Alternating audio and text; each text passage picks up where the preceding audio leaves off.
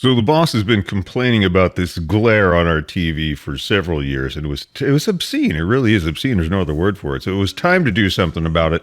And we heard the Frame 2022 version, not the 2021 or 2020. The 2022 version of the Frame has this matte finish that is almost, I mean, you could see. This is the worst case scenario. We're like directly across from windows. Really nowhere else to put this TV in this apartment. But look at the difference. The left side, our old Samsung TV, is like a mirror. Right, so let's take it out of the box. We call it deboxing because we refuse to do unboxings here. Throw your scissors away. You don't need these things for these plastic packing strips. Just peel them apart. I used to work in a warehouse, and they just pull apart like that. Look at that. No fuss, no muss. And you don't cut open the top. Just lift up. Now, you want to be careful with this because you don't want to knock it over, especially if you're on a concrete or tile floor. Just be kind of ginger with it. Kind of grab the box, and I set it right behind there. Here, you have your nice little piece of styrofoam. There's a ton of styrofoam, so good luck throwing all this stuff. It's going to take like an entire garbage bag to get rid of all this stuff. Now, the wall mount hardware is included, and this thing really lives to be mounted on the wall like a piece of art, because it is kind of like an art frame, and that's where the name came from. Get it? So everything you need is here. They have these cutout instructions where you can tape these on the wall, use a level, make sure it's straight. If you're going to put the cords inside the wall, you're going to need a different cable. We'll talk about that in a second. But everything you need is in here. The diagrams, tape these up on the wall. Now, some people look at other YouTube videos for installing it on the wall. I'm in an apartment, so I can't do it here, and I'm dying to do it because we've hung every other TV we've ever had in our home. And when our new home's done, we're going to do this again. So we will put an updated video out when that happens. But everything you need to mount this thing on a wall, just like an art frame in a gallery, is here. And again, there's a bunch of YouTube videos that will show you how to do this properly. Some issues with the instructions, apparently. It's not as easy as it seems. So watch these videos. You might need to drill a little bit off to the left or right. But there's a lot of really good information for free. And take a look at that before you attempt to do that. But everything you need is in this box. Really, all the hardware is here. Everything except the tools. Now, these screws, these anchors are pretty deep, so you want to definitely put that into a nice stud somewhere in the wall. You don't just want to anchor it into drywall because this TV is pretty heavy. Look at the size of the anchors. Woo! Yeah, they're going to have to go in there. Just make sure that goes into a stud somehow. And again, everything you need is right in this box, and this is great. So I'm just going to put this away until our house is done, and we're going to pull it out and install that on the wall. We'll do a video when that's ready to go. Now, don't throw your box out yet. There's some important stuff in here. This is your controller box, the One Connect, the one box to control them all. And also you have table mounts, which we are going to use here in the apartment because we're not allowed to mount things on the wall. I want us drilling in the studs here. So this is neat. It only goes in one way, and there's plenty of support here. And there's two choices for your height. We opted for the higher one. I'm sorry, so we're going to put our sound bar underneath it. Had an issue with the sound bar. We'll talk about that in a moment as well. So they just slide right in here. They are removable if you want to remove those, which we're going to do when we mount it on the wall. So you just pop these guys in either side. Plenty of support for the weight. It's not going anywhere. Don't worry. She's not going to tip over. These things they're plastic, but they're stronger than they look. Slide them right in there till they can't go any further. Again, we opted for the higher position. There is one that's a little lower that almost sits right on the table. Look at them swinging this thing around like a He-Man. But look at the difference in that glare. That is mind-blowing.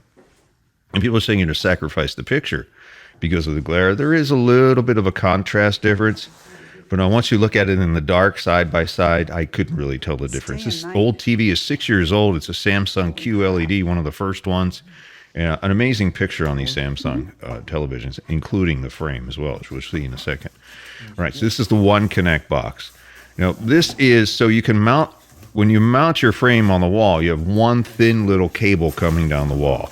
And that connects to this box, which gives it power, and also you've got your 4 HDMI ports, and you can hook it up to a sound bar. It also has an Ethernet jack in the back for nice, stable, rock-solid 4K connectivity. So it also has an optical out if you want to connect it to a sound bar. There's the One Connect that connects to the TV. Now, if you want to plug your video game in, only port number 4 offers 120 hertz resolution, so remember that. I don't know what the deal is with that, but that's how Samsung decided to make it. So you're going to plug in your PS5, plug it into port number 4. This is the really thin cable that comes down the wall. It's almost invisible. It's kind of cool that they made it clear so it'll kind of shine through the wall. If you want to put it inside the wall, you will need to purchase a different cable that is rated for in-wall installations. I've seen people drop this cable in the wall and they're fine, but technically you're supposed to have a different cable that Samsung does sell that goes inside the wall. It's fire rated differently and more heat resistant, I suppose. Here's the power cord. There is no separate ground plug on here, which I found interesting, but in most normal households with safe electric power, you're going to be okay. You probably want to plug that into a surge protector, though, protect that TV, or some kind of battery backup, because it's an expensive piece of hardware. Here's your remote. This is interesting because you can charge it with a solar. This is neat. You got Netflix, Disney Plus, Prime Video, and your Samsung TV Plus. And this is really neat because Samsung TV Plus is a streaming service. It is ad supported, but it's free, and there's dozens of channels with news, with entertainment, with weather even.